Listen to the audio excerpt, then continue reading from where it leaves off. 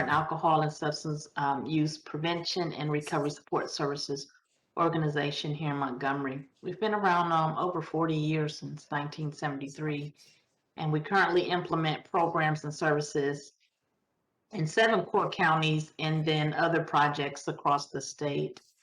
Some of our prevention programs addresses opioid use, and we actually have a mental health first aid training project, as well as a HIV substance abuse grant for adolescents and college age young adults. So what I'm going to talk about today is something you may have heard about, you may have participated in, you may have wanted to pour your hair out during the process, and that is writing a grant application. I know that there are opportunities that you have to write a grant for your community. And I know that most people did not wake up one day and decide they wanted to be a grant writer. Often it is an activity that is sometimes forced or required or necessary for you to receive programs and services in your community. I myself have been writing grants for over 20 years, fell in love with it, took a class as an elective in college, my last quarter, and fell in love with this idea that I can actually not only impact communities, but I can impact it greater when I'm able to find funding for it. Um, so for a number of years, my first actual grant was I was hired at a community hospital association organization, and my boss says, "Well, I want you to finish writing this grant," and was for $500,000. And so that was my first award-winning grant. That's not usual. However, that was my first real introduction to the grant world, a $500,000 grant. So over the course of my career, I've probably have been awarded over probably 20 to $30 million in grants and contracts. So I'm kind of a little expert, in this field. And so what I like to do is share what I have learned, or as I've gained more experience and knowledge. It is a science. Grant writing is a science. You never know. You may think your application is the best in the world and still don't receive dollars. And so I say that to say, do not, be dismayed, be discouraged when you do not receive a grant. And literally, it is in the eye of the beholder most often. I'm in the process now of working with panel members reviewing federal grants, and the interpretation of panelists has varied. Even though we both see the same words in a grant, we have the same grading scale, the interpretations have been very interesting. And so when you do have people reviewing your applications, it's the same thing. So what I want to do today is get you to a point where you understand that before a grant, you have to understand that you have to write a program. And so having a solid program will help you understand how you need to write the grant. Most often people are trying to develop a program as they're writing a grant. And so if it doesn't seem cohesive to a reader, it's because you haven't really put a lot of focus in developing your program prior to completing the application. So I'll take you through that, and I'll once again give you a little bit of sections of a grant, and why some of those sections are important as it relates to a model that I'm about to share with you. So let me go to my presentation, and let me know if everybody can see. I've got a nice view. Okay. And so as I mentioned before, with the Council on Substance Abuse, this is our mission.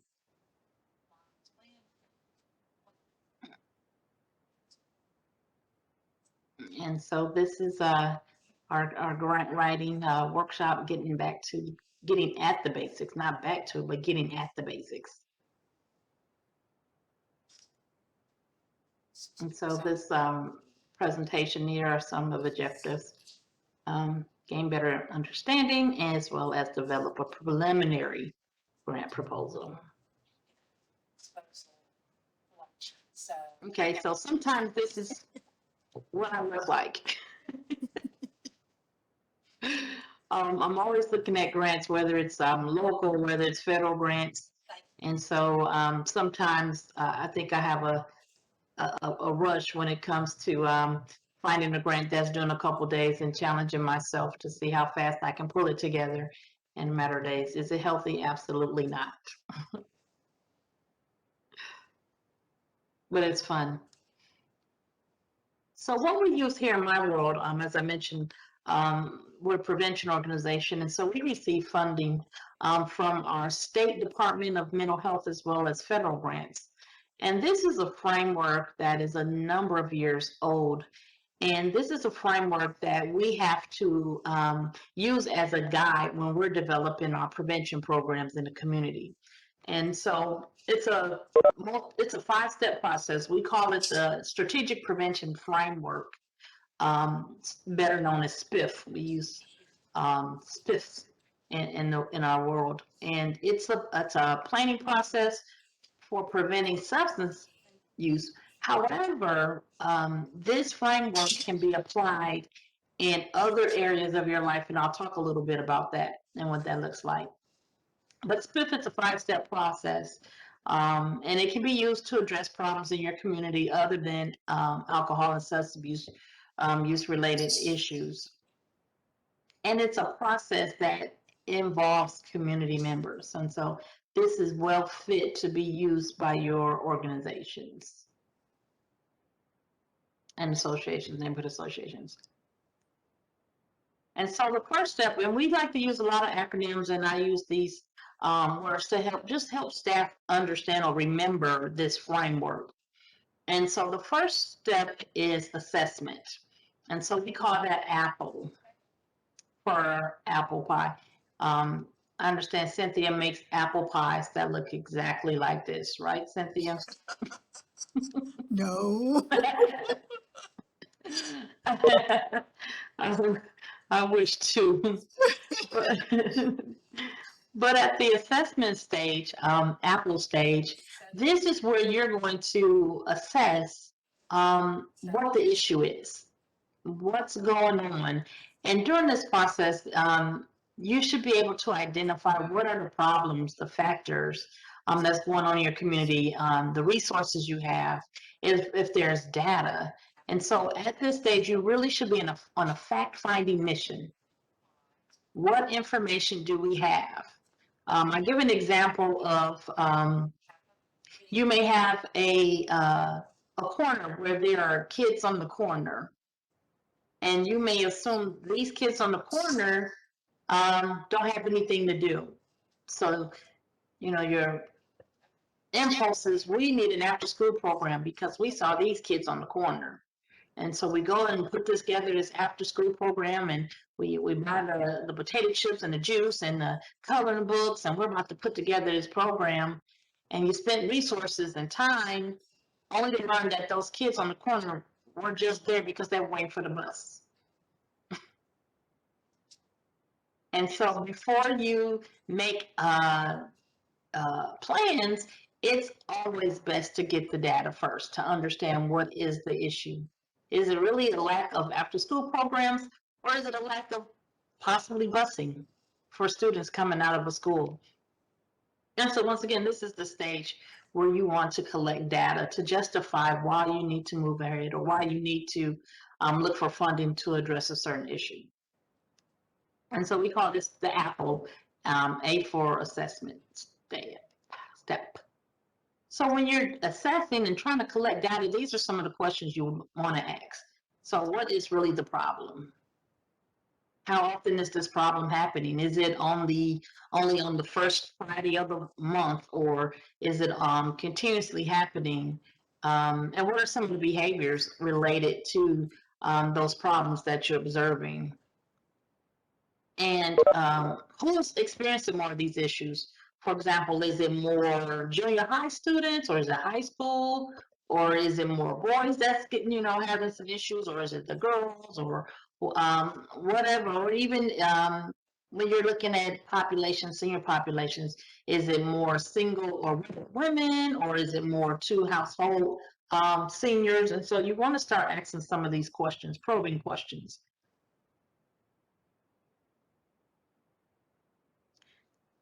Step 2, we call it cherry. So now we started with apple, which is assessment.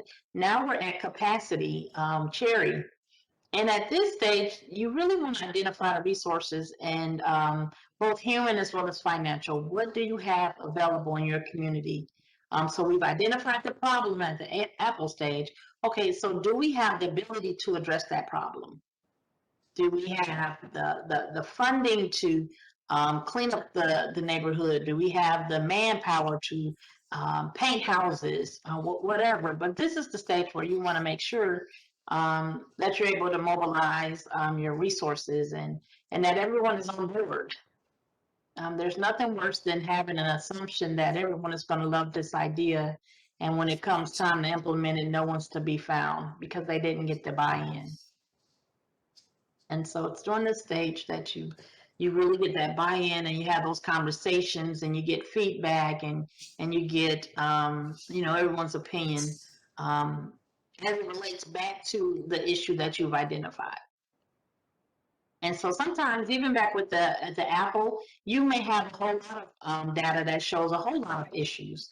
And even at this stage, with many issues, you still want to look at your capacity.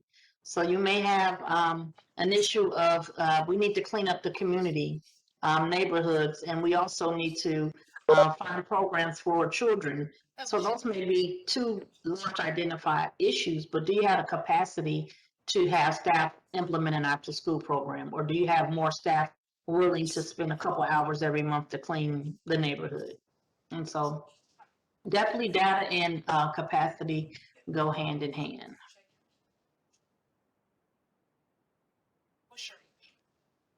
So once again, these are some of the questions that you should be asking at this stage. What is your capacity? Are you ready to implement it? Is this a great idea, but you need to wait a couple of years until you get full funding? Are your efforts realistic?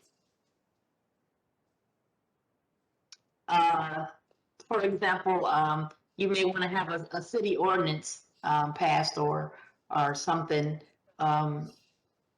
While it may make sense for your neighborhood, it may not make sense or be realistic for the community at large.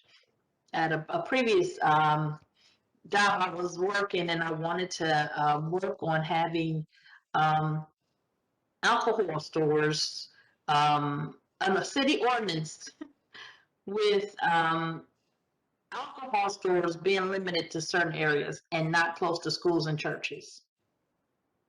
So I thought that was a really great idea. However, my area was in the King Hill neighborhood. And so what's relocated to the King Hill neighborhood is downtown.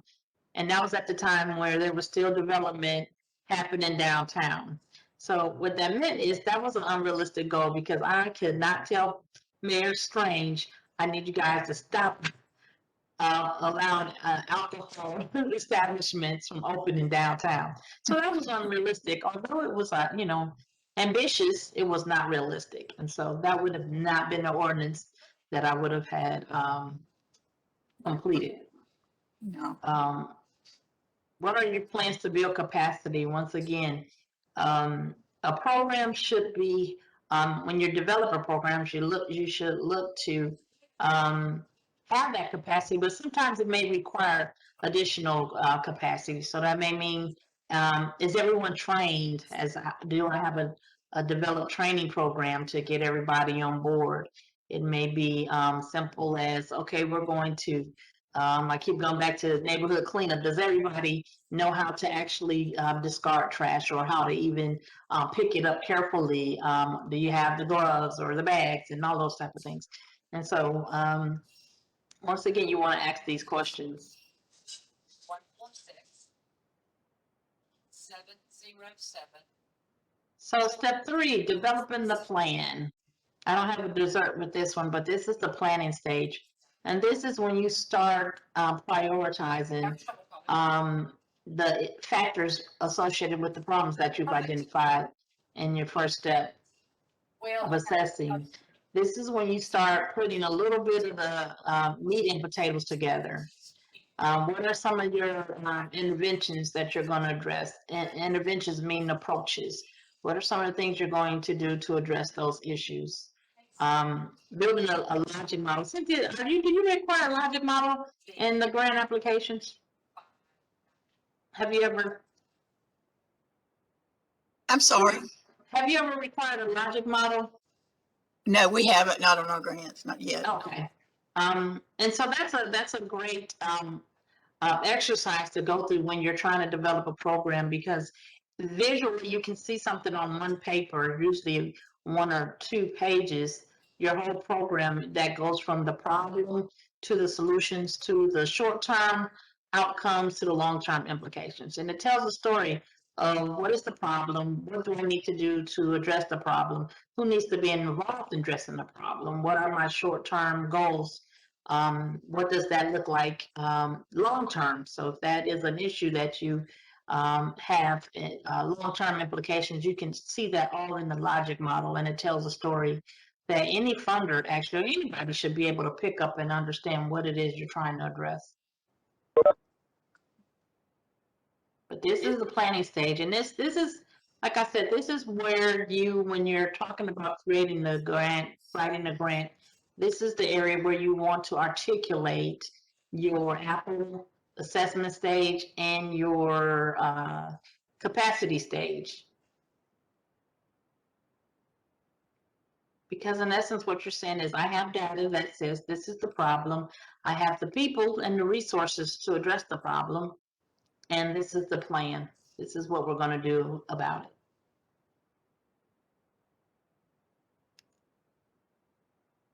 Implementation. And this is the step where you actually put your feet to the pedal, where you've identified the issue, you've collected the data, you've decided who needs to be on board, you've planned the program, and this is where you implement it. This is where you make the magic happen.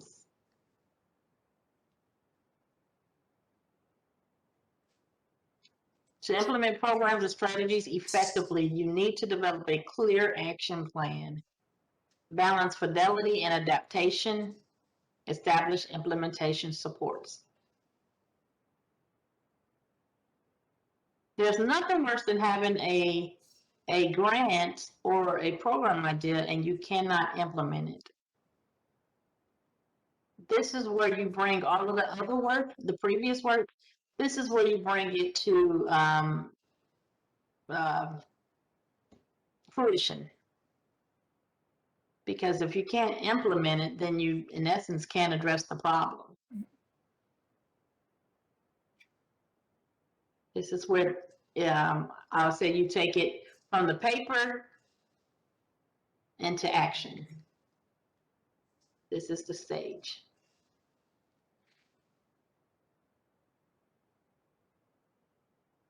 And step 5, evaluate.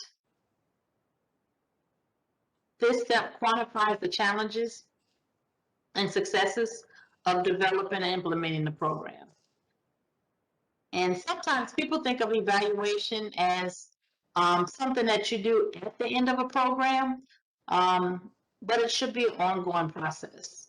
You should always be evaluating and analyzing and looking at the program activities that you're implementing, just to see if it's still relevant, if there's tweaks that need to be made. Sometimes you may have to scrap everything and start over again as a result of evaluating your program. But it should never just be a last, at the end of the program exercise. Things change. I mean, for example, with our prevention programs, when COVID came in and changed everything that we had planned in terms of our prevention programs, working in our schools. So the schools were closed. Yep. So we had to adapt to that. We went into the community and we needed to still be active and involved in the community, because during the pandemic, actually alcohol and substance use rates increased due to the pandemic. And so we couldn't be the ones to just say, we'll just wait until this is over and we'll stay home. We're considered an essential provider, and so we still had to continue um, implementing programs and services. And so what we did was distribute information, toolkits, and masks, being able to still reach uh, community members in a limited way. But and so as we're evaluating our program, we had to change things midstream, evaluate what we were doing. Did it make sense? We got to a point where we said, you know what, we've been passing out probably over 20,000 toolkits, probably close to yeah, 25,000 in 7 counties, toolkits of information. And so now as the city or the state started to open again, then we had to evaluate, does it make sense to still do that, or do we attempt to go back to talk to our school partners to get into the classrooms? And so that was an example of us continuously evaluating as internal and external forces occur. You should be evaluating your programs and activities.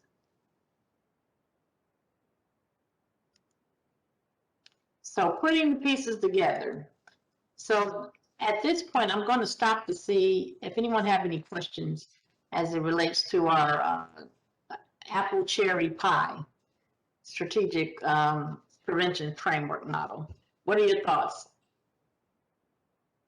Y'all should be able to unmute yourselves. I'm not able to unmute all like it says I should be.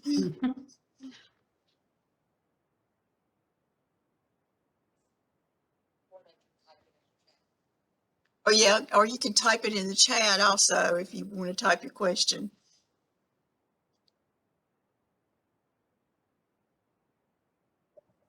There we go.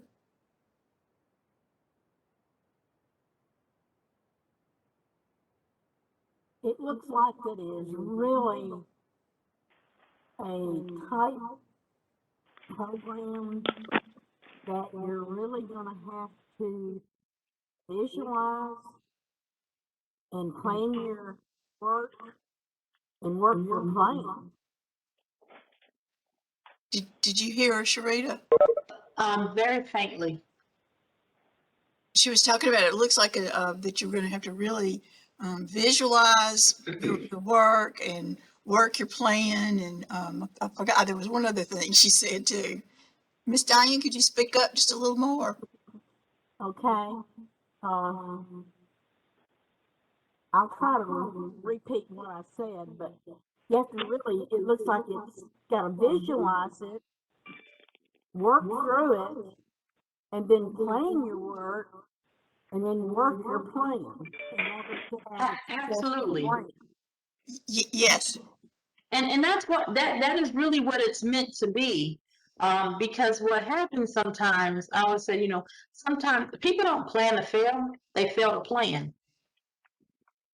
And so you may have the best idea to address a problem, but if you don't have the vision, if you don't have the orderliness of putting together programs and implementing it, then and the ability to articulate it to your stakeholders, whether it's your funders, whether it's other neighbors, you may have a much difficult time addressing a community issue. And so this is indeed a strategic, intentional process. And as a matter of fact, when the Department of Mental Health started requiring agencies to use this, there was a lot of pushback, because historically you think, okay, there's drugs in the community, we're going to just put together a program, or we'll just do an after-school program, and we'll just do this. Well, this process forces you to get data that says, you know what, I'm going to make these decisions based on data. I'm not going to make decisions based on what I feel, or if I like to be, I just like making after school programs, creating them and coloring and doing tutoring. Where your data may say you need to be doing something else in the neighborhood, and that's where your efforts and energies need to be. And for so long, organizations focused on something that didn't need the most help. Another example, we're in an opioid pandemic, and so we have a lot of grants addressing opioids. But as we focus and as the monies are available for opioid, there's very little monies initially there were to address meth and to address heroin. Although the issue was moving toward more meth and heroin because the excess of opioids decreased, the funding was still saying opioid. Now it's currently changing to use other terminology, trending drugs or polysubstance use. So that's just an example. You have to be willing and understanding that things change, and sometimes what we think is fun to put together, we have to follow the data. And so this actually gets you out of the business of someone accusing you of wanting to work on a project because you like it. It forces you to use the data to justify why we need to do this, why we need to address this in the community. And it also helps you identify areas that you need to, you may not have a lot of data, but you may need more data in a particular area. And so it gives you the opportunity to not only address things, but it gives you the opportunity to collect that additional data that you may need to justify for applications, or just to know what's going on in your community. Having that data will be very beneficial to you. So another example of just using the SPIP model, I have a colleague describe her process of buying a car. And so at the assessment piece, she said she gathered the data that showed that she needed a new car. So that was the assessment piece. Her capacity steps was, do I have the money to buy a car? Make sense? Yeah. And so that was your planning.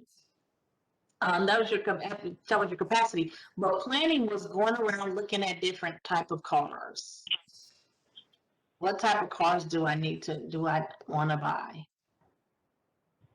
And then her implementation stage was she bought the car.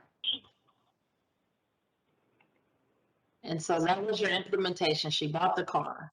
And the evaluation stage was after buying the car, looking at, was that a good purchase? Is it meeting her needs? Did she make the right decision? And so she's evaluating that purchase. And so you can literally apply this process, this framework in other areas of your life other than trying to address a community problem. And we usually do that anyway, this process, but this process makes it, make you become more intentional and more aware of the need to do that. Yeah. And that's a good thing. Yes. It's a good thing. Just think about buying shoes. How many of us, I know, for me, I could be on Amazon for hours just looking at shoes, picking them out, putting them in my cart. And a lot of times I don't even get to the implementation stage. After a couple hours, I'm done. I'm going to start it over again. And so, but this is a good model that I said, it's good for not only developing programs and not only prevention programs, but other areas of your life you can benefit. Okay. So are there any other questions before we comments, thoughts? Moving along. I couldn't hear who that was. I had trouble getting in and stuff. Oh, okay, Michelle. We can hear you I know now. it's dealing with Grant. It's dealing with Grant. Yes. I caught half of it. I caught almost half of it, so I'm not going to hold the group up asking questions. Okay, yeah, thank you, Michelle. Okay, we'll have some time afterwards. And plus, we'll have this, we Ma'am. recorded it, so it'll be available to look at later on too. Yes, ma'am. Okay. Anybody else have any questions? No, and don't forget, y'all can unmute you should be able to unmute yourselves. It is not letting me do it. I've been trying.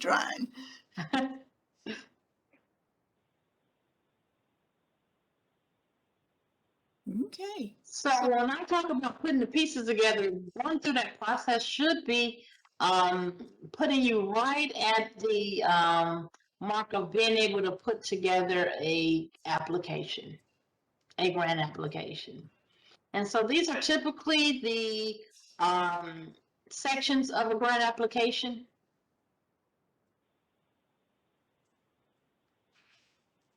And so think about when we talked about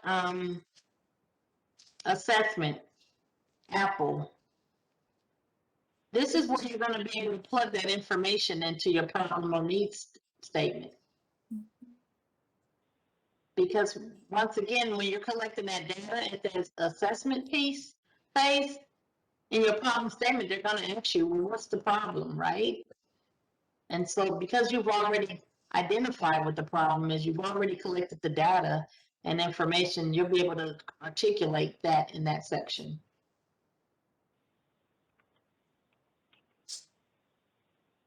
Your goals and your objectives.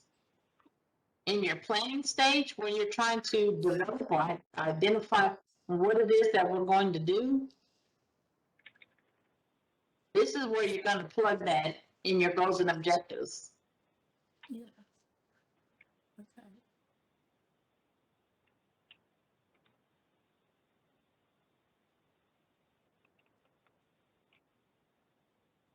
These are extra, this is a background, but typically sometimes in your application, they're going to ask you, you're going to get asked, well, tell us your capacity. Tell us how you're going to be able to implement this program. And this is that background when you talk about the history of your what you've been able to do in your capacity, but you have that capacity information from your cherry section. We have a number of neighbors who are on board. They've already been involved in this type of activity. And then your methodology, once again, is going to come from your planning section, because you're going to articulate in that section, we got the data, we got the resources under capacity, and this is what we're going to do. This is how we're going to do it. And then we have the evaluation piece.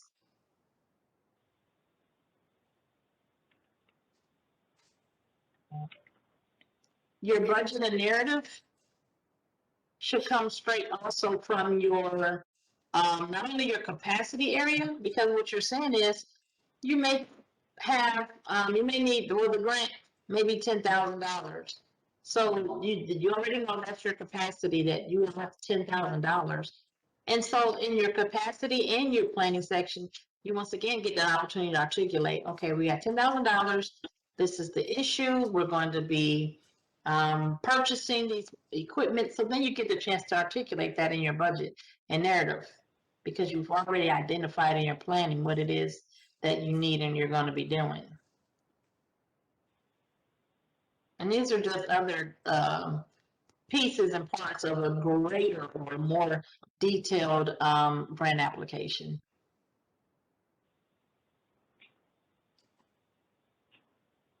But for your typical grant that you may apply for, it's going to be pretty much these basic areas in your budget. Mm-hmm. One thing to note, when you are writing a grant, if you do have data and you've collected data, it's important to cite your references. That puts you ahead or apart from other people who may provide things based on their thoughts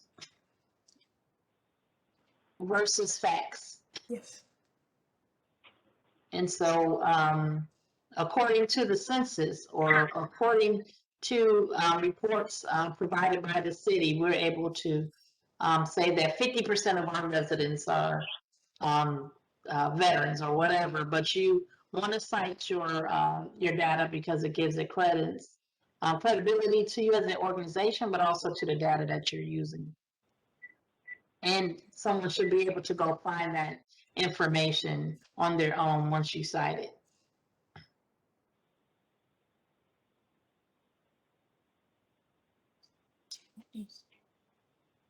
So I'm just going to go over a couple of, as I mentioned, some of the sections of a grant. Once again, some applications will ask for an abstract, and an abstract basically is a summary of your whole grant. Should be short, to the point. I try to make mine one page. It's literally answering the questions: who, what, when, why, and how. And once again, a grant application is a story. You have to see it as a story. You're telling the story. And so, as just like read a book, there's nothing worse than reading a book and the plot isn't in there, right? Or the ending, or even the beginning. And so, you want to tell the story. My first professor for my grant writing class told me that a fourth grader should be able to pick up my grant and be able to read it and implement it. Wow. And so what that means is that, some people want to use these big words and you just get to the point. If the dog needs to walk across the street to drink water, let's just say that.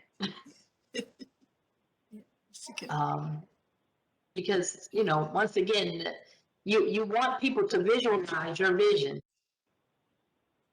And you want them to understand what is it that you're trying to do. And so for many people who want to use big words, it's for a lack of trying to articulate what it is they wanted to say.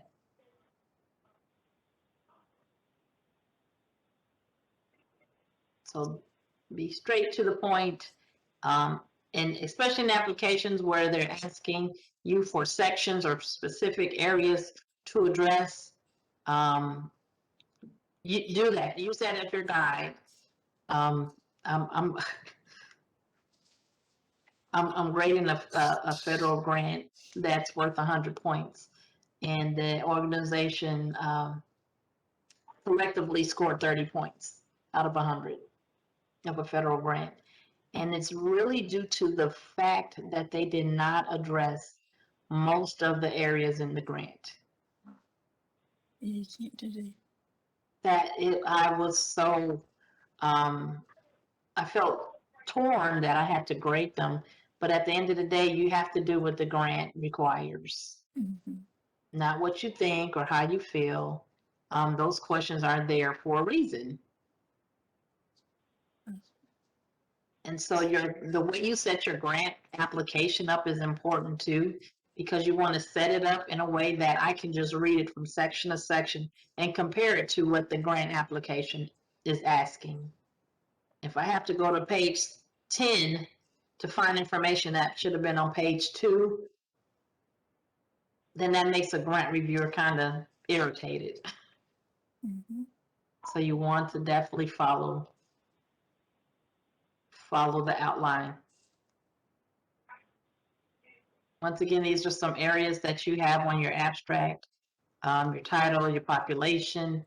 And population is very important too, because as back to Apple assessment, when you're collecting your data, that is around the time when you also want to identify, well, what program, who's going to benefit from this program or activities?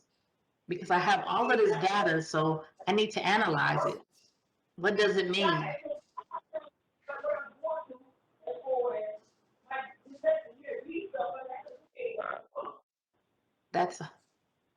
It's always fun to have people who forget to put it on mute. Well, let me mute that one. So Okay. I have to operate my church services online calls on Sunday. And no matter how many times you remind people to mute. yeah, you forget about it. Yeah, that's true. So, but back to your needs statement. Once again, going through the SPIF process, you've already collected the data first before you get to this point. And so it's a matter of just putting it in here. support your issue with evidence because you've gone through that process, this would be very fairly easy to identify what the problem is and what you need.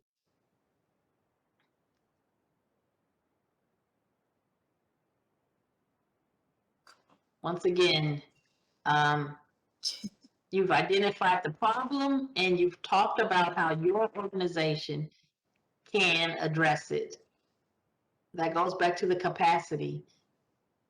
We got this data. We know how to fix this problem in our community because we've been involved for a number of years. We have members who are ready, able to address this issue. And so that's what you get that info from your assessment and capacity and plug it into your needs statement. And once again, KISS, keep it sweet and simple.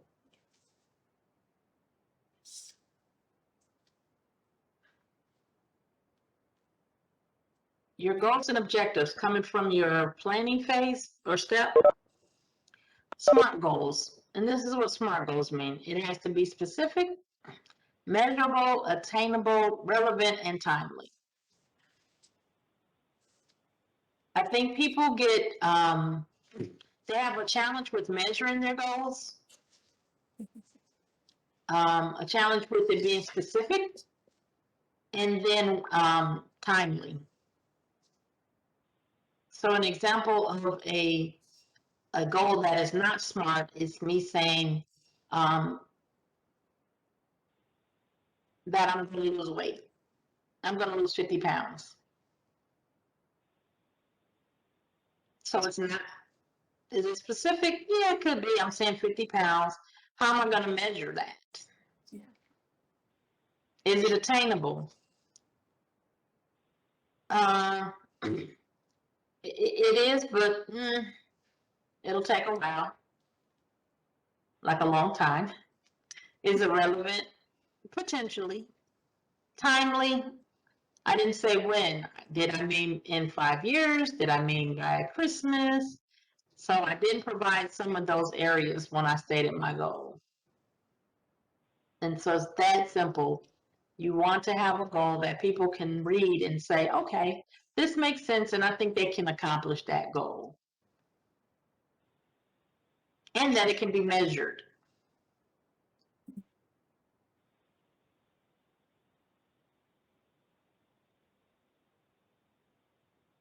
Here's a little bit more about goals, outcome objectives, and process objectives. So when you're talking about the outcome goals, outcome objectives, indicate a positive or negative change, indicate the impact of the project. So if we implement this program, this is the impact that this program will have. If we show what the condition of the problem will be in the future. So if we do not act now, et cetera, can cause greater harm to our community by. So that's outcome. You're looking at the what are the results of your objectives? What are results?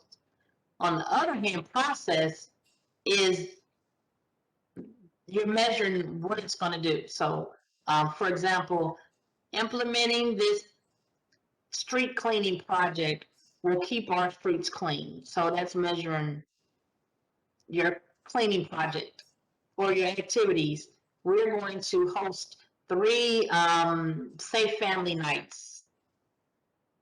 And we're going to measure those activities by asking residents, did they enjoy coming out?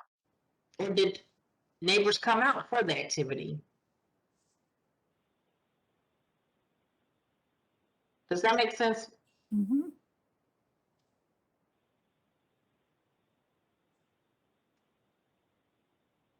And so sometimes in federal grants, the process objectives are most often requested because it gets back to being able to evaluate. Okay, I said I'm just going to have 10 workshops. Well, the question in evaluation on the federal grant was 10 presentations completed, or we're going to serve 150 people through this program. Well, the process is, were they served? Or we usually indicate in our federal grants that we're going to observe health holidays, health observances days by coordinating an activity or an event. And so that's part of my evaluation. Did you observe, did you have an event on those days? So we actually do a little bit of both in our federal grants. So your activities, methods, and outcomes. Methods should be presented in a coherent manner, naturally progressing from start to finish. And so that means you're telling the story of your activities, your methods. And so clearly it doesn't make sense if you want to do implement an after school project. It doesn't make sense for you to go and purchase graduation certificates and gifts when you haven't even put together the program, or you haven't even identified how you're going to recruit the kids. But you've went and bought all these crayons and art projects, all the supplies. And sometimes we have done that. We do that as, community folks. We want to put together a program and have things look really cute. And then the question is, well, nobody came to the event. Oh, we forgot to develop a flyer. Yeah, that's true. Because That's the fun part, that's the other stuff is the fun part. We like to do the fun stuff, Yes. but behind the fun stuff is the work that I always say people tend to attach themselves to things that are fun or comfortable. Yes, it's true too. And so we have to, when you're talking about a plan or putting together a program, you have to get to the ugly before you get to the pretty. Yeah. And so in a grant application, you should be able to, whether it is based on dates. So by this date, we're going to create the materials, the marketing materials. By this date, we're going to take these materials to the schools, to our and distribute it in the community to our residents. By this date, we're going to purchase the supplies. And so basically the reader would know what you plan to do in a manner that can be once again taken from the paper to implementation without confusion.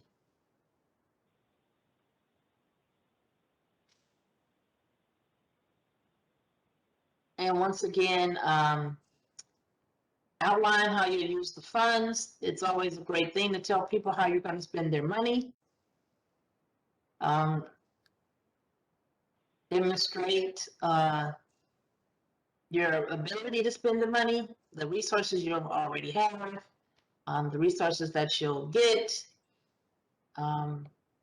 Discuss once again the description of activities and how they will be accomplished, which goes also back to talking about your evaluation. How will you know that your activities are accomplished? Well, we will be able to talk about at the end of the school year, no more after school classes, or we would have built this beautiful garden and everyone will be able to stand by the garden and see the lights and the sprinklers and say, oh my, what a great garden has been built. And so we will use your dollars to create that.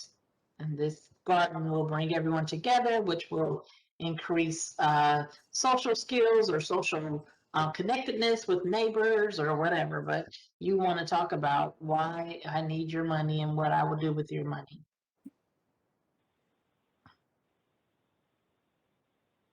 And once again, some of that should be put into a narrative form when you're talking about your budget and your narrative. Once again, be straight to the point if I'm gonna use your dollars to buy, book bags, I'm gonna buy 50 book bags. Each book bag is gonna be $5. Materials, supplies, if it's salary with benefits, you wanna once again have that to be able to be articulated. How will I spend your money? Think about it. I have a 26-year-old and she'll say, Mike, can I have $20? And I'll say, for what?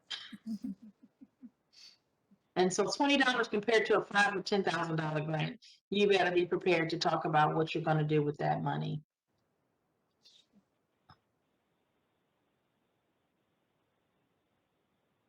And once again, your outcomes evaluation, you're gonna talk about how you're gonna evaluate, but also what is gonna be the impact of your project. How will your project go right back to your first stage of assessing the problem? What will it do? Will your program address that issue that you identify? Will your efforts and your approach impact that problem, that issue? How will you collect the data? What would you do to show that your program was more effective than another program or another neighbor who wanted to do the same thing? And that's all part of your evaluation. Evaluation is so important because it not only gives you an opportunity to brag about the impact of your program, but it also gives you an opportunity to identify other opportunities. So we were able to put one garden together on this street and help these neighbors, but we have 10 more streets.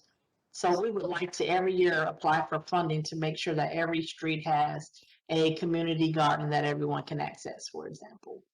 And so having that initial data, having your program evaluation data can also open up other doors and other avenues of funding. Sure. And once again, it's important to identify how you're going to collect the data. So is it a matter of you putting together a survey? We're going to survey our neighbors to see what they felt about this garden or this display in the community. Did it improve community cohesiveness? And so it's very important to identify what tools. Did you have everyone just, text a sentence, or did they have to take a picture on Facebook or something? But that's something, the web process you want to have.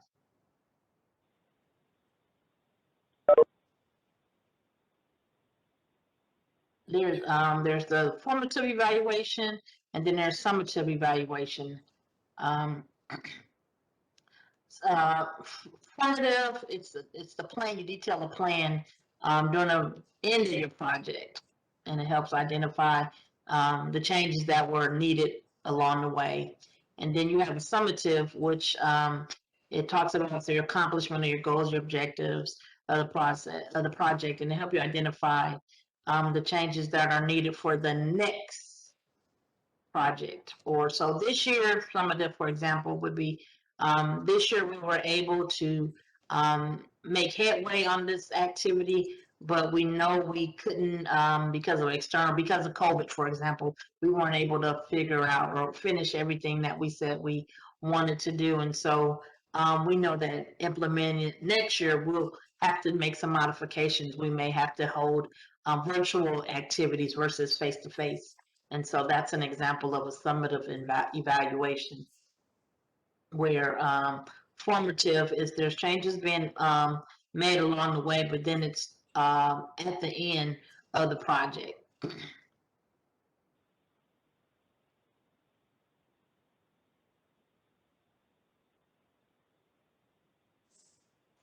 So that is a conclusion of my presentation.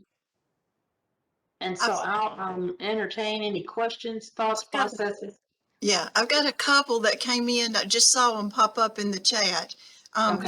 Charlene is making a comment. Oh, wait, where'd it go? Hang on. She says, I believe oftentimes grant writing can be so frustrating because this can be a lot of work to not being awarded the grant in the end. That is true. Mhm. It does Um, happen. grant writing is a science, just like a weatherman forecasts rain, and it becomes sunny and you don't see a drop of rain. We don't fire the weatherman for being incorrect, right? And so grant writing, you're always going to take it. It's always going to be a chance. But I would counter to that statement to say if you have a passion or you're interested in bringing about a change, um, as it relates, particularly as it relates to your community, if not you, then who? And so I'd rather take a chance that you may receive the funding versus nothing happens and the problem gets worse. And then I've got another one here that Jessica asked. She Mhm. said, "What is your advice?" She's actually asking the whole group also. What is your advice on engaging a community that may not normally be engaged in order to receive the data that you need? Well, I would say in that case, a focus group. And a focus group and you can get very techie with evaluators to do a focus group, but sometimes you can just grab a couple of your neighbors and ask them, what are some of the issues that that keep you up at night, or how can we uh, what are some of your thoughts about how do we build a stronger community or neighborhood? Um, had a neighborhood social. I went to moved into a new neighborhood, and we have a pool. So a neighbor pulled together a pool meet and greet at the pool, and I learned so much about the HOAs and the different neighbors and the issues with the HOA. And so that was a way that people were in a place to be comfortable to talk about issues. Yeah, yeah. And then too, also if you're part of a Facebook group or something, you can post the question and something very basic. How can we create a stronger community? And to get some feedback where you're not, enmeshed in arguments, but that's some ways that you can collect data. You can do a survey where it's dropped off at, neighbor houses, or once again, using, Google Docs allows you to, receive a text and complete a survey, and it shoots back and it analyzes the data. Uh, and then there's expert interviews, someone who's been in the community for the longest, who pretty much has their eye on the community, their beat on the community, their perspective is respected by a lot of people. That's another way to get some information. Those are good suggestions. Have you, this is a question for us, you and I. May is asking, will the information be available in a PDF? Because it's a great presentation. I just want to say that this is going to be available in a recording so that you can go back and look at it later if you want to. And plus, there'll be additional people that will sign up and watch the video once we post it out on YouTube. But can you share it as a PDF? Yes, I can send it to you in a PDF, and you can share it to the attendance audience. Great. Okay, good. Thank you. You're Does welcome. anybody else out there have any questions?